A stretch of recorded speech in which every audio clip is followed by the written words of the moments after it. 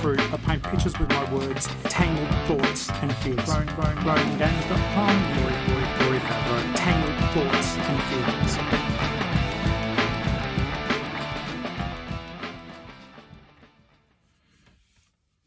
Hey there guys, and welcome to the Growing Gamers podcast. My name's Tory Favreau. This is coming to you from Geelong, Victoria, Australia, and I'm recording in the vehicle because, well, you guys know the story. If you've watched before, then I can't always record inside the house. I've got workmates or housemates, that are working from home, but I do hope that this finds you well. Things have been weird, a bit more crackdown, crazy stuff happening at my work. Like the nutcases are certainly coming out. This isn't like a tantalizing, let's look at this in order for you to buy it, but it's just an iced coffee. Ice.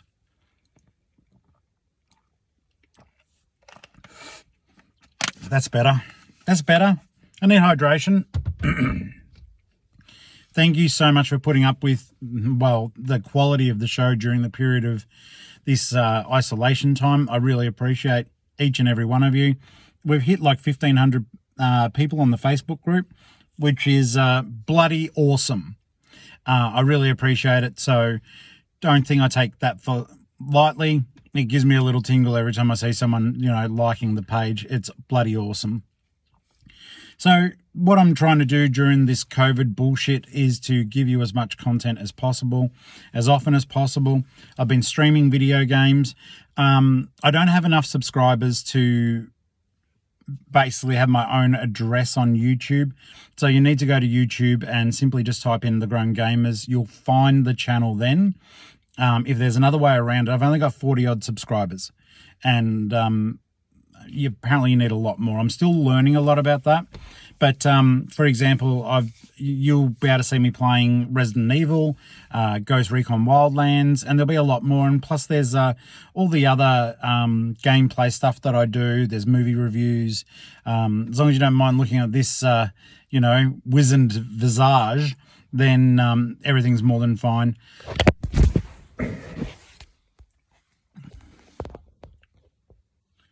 That's the professionalism of this show at the moment. Phone dropping. Recording this on the iPhone 11. I don't work for Apple. That's not an ad. So basically, if you're thinking to yourself, well, stupid old man, how can I find you on other formats? Go to thegrowinggamers.com. That's the website. It's just a blog. But you can also join the Facebook group, The Growing Gamers Podcast. It's nice and easy to find, and then you can be updated with everything as it comes out. I do apologize because I try to cater for everyone, and I know that not everyone wants to watch, and that's fine. Some people just don't have the bandwidth. They just want to download an audio version of the show. Well, I've got you covered. Each of the video shows that are relevant, that have got news and not just gameplay with me screaming over the top of it, I have converted to audio format, and I'll be sure to continue to do so. So there will be days where you see double up on the Facebook page. It's just the way it is. I'm trying to provide this medium in as many ways possible so that people can listen or watch in the way that they want to. So that's what I'm doing in any case. So we're going to crack into a movie review today. And what happens if you, excuse me, I'm not unwell, I smoke too much. Don't smoke, it's stupid. So it's just a throat clear from that and probably from the milk. But, I won't smoke on camera. Okay. Oh, that was better.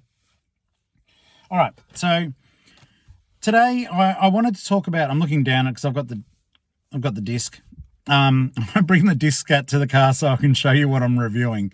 I'm reviewing a thriller, and it was a good movie. I enjoyed it. I didn't expect to enjoy it as much as I did. So it was a tasty treat that was fun to eat for the whole family. And I always get this guy's name wrong, but the director, M. Night Shyamalan. Shyamalan? That sounds good. I think I got that right. M. Night Shyamalan. He did The Sixth Sense and Signs, and he did the movie Devil, which I did enjoy. A lot of other people have thought he really fell off his basically off his perch. He showed such great promise when he started doing these movies, and then basically He fell off a little bit. Basically, and oh, by the way, and it's also fairly early in the morning here. So I drove to my mother's house to stand out in the front yard and sing happy birthday to her. So while she was at least, I don't know, 20 feet away, 8 meters, if that works. She was away anyhow. But that was a good treat that she really enjoyed, and it was worth it. And sometimes during this period of time, like it's my day off, but you got to get up that little bit early for your mum on her birthday. So basically, this movie is called The Visit. You see that all right? Okay. So, creepy ass movie.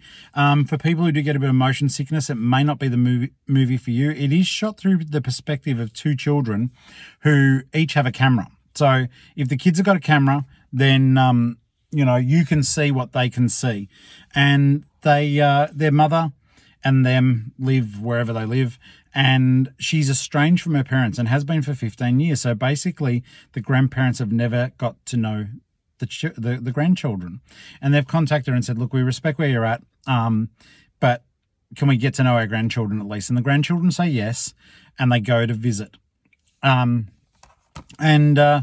Basically the whole point to the movie, I do want you to watch it, I'm not going to spoil it, but these grandparents are fucking weird.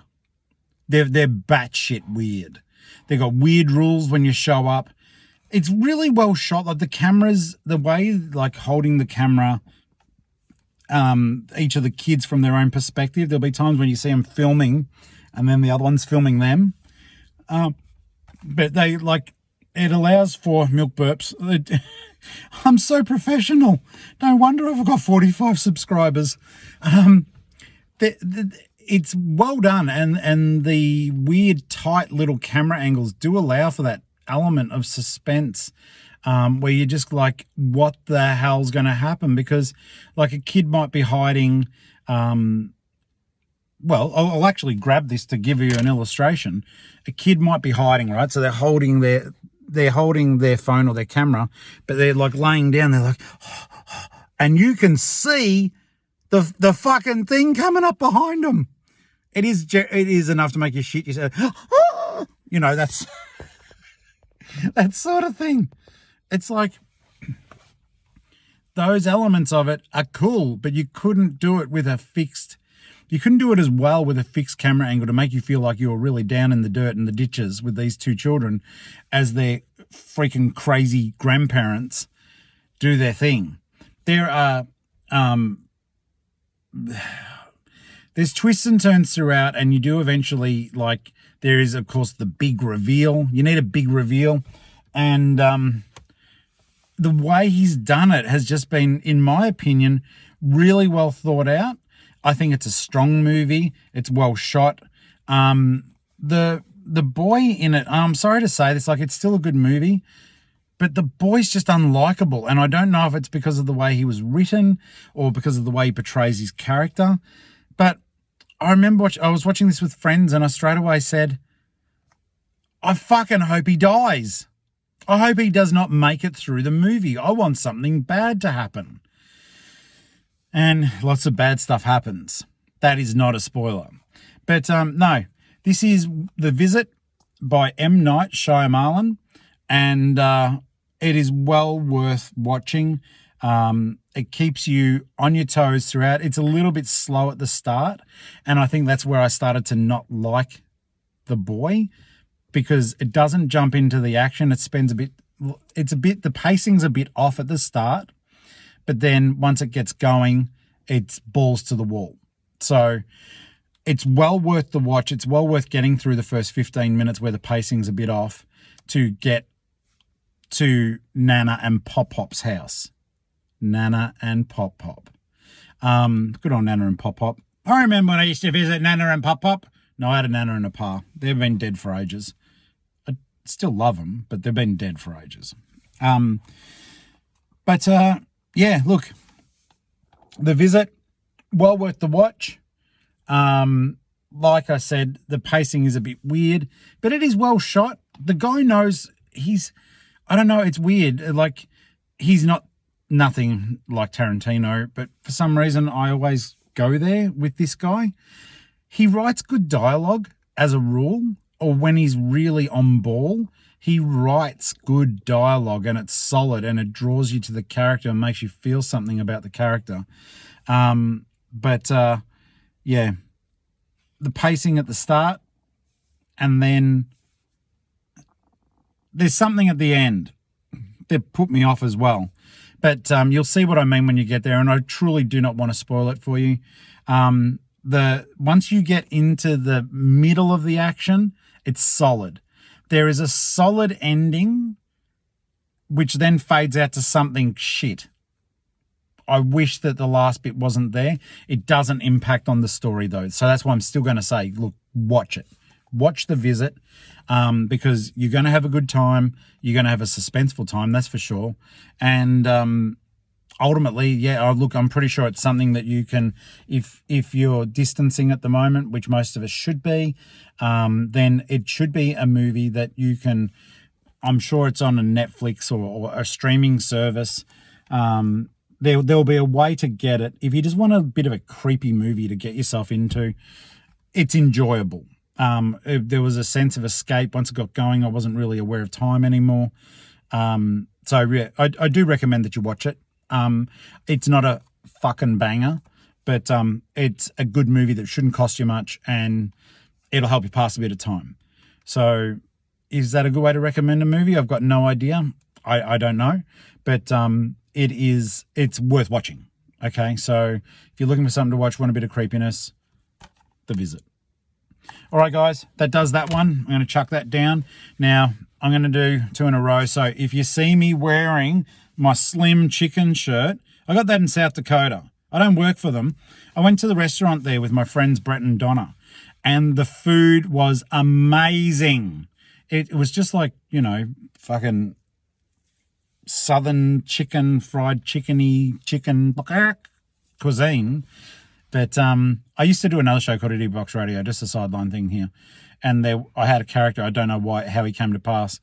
But yeah, it was Henry the Chicken. And throughout the show, I'd go, fucking chicken. And then I'd put a rooster thing in there. Total beside the point. It's got fucking nothing to do with this show. But yeah, Slim Chicken's getting back there. I was munging down on it like a fucking fiend, and I loved it. I loved the food there so much that when I left, I managed to get one of the waiters' T-shirts that they had a new one in their locker or something. Essentially, I said, "Oh, do you guys sell T-shirts? Because it's a fucking cool logo. Check that shit out." I nearly got it tattooed. I still might. But I said, "Do you have shirts?" And they said, "Oh, no, there's only staff's T-shirts." And I remember saying to them, "Well, how about we come to an arrangement where you lose a T-shirt, but you find $20? You find $20, but you lose a T-shirt." And one of the waiters went, "I think I can lose a T-shirt." I went, "Sweet. Then I think you're going to find $20. So that's why I'm wearing this T-shirt. And it's comfortable. It's a good shirt. And it was a great restaurant. So it's good memories. I loved going there. I went there twice in the 3 weeks I was there, and it was a good time. So if you ever, I don't know where else they are. I don't know if it's a chain because I'm not fucking from over there. But if you do have a chance to eat at Slim Chickens, and you, my friends who live there in South Dakota, go to Slim Chickens. It's a fucking banger of a feed. All right, I'm going to stop fucking around. I'm just being a dick now. I hope you enjoyed the review. Go watch it. Don't fucking go anywhere. Download it, stream it, whatever. I'm sure it's somewhere. Or you may have a copy that you just haven't watched yet. Do that. It's a good watch. And yeah, I'm about to review another movie. I'm going to do back-to-back fucking bangers. And yeah, I'm going to go, okay? Email me if you want to. The email address is thegrowngamers@gmail.com. And I answer everyone. Message me, send me, if you want to record yourself talking, you can be on the show. I can put that file on the show as a little voicemail, which I would love to do. Back in the day, back in the glory days of podcasting, when my podcast, my other podcast, Idiot Box Radio, it was super popular. Not the most popular, but it was popular. I'd get fucking voicemails, emails constantly. And I don't know what it is. Like, Facebook wasn't as big as it is now. In fact, I don't know. It was probably around, but we weren't using it. We were actually using MySpace a lot more. But, it's a place for friends. But the interaction with you guys was far more substantial. And I miss that. I miss hearing from someone and getting an email or someone taking the time to record their voice and then we can play it on the show. And I don't know if that's ever going to come back, but if you guys want to, that would be dope as hell, because it's good to hear from people. It's better than just fucking like. I love the interaction.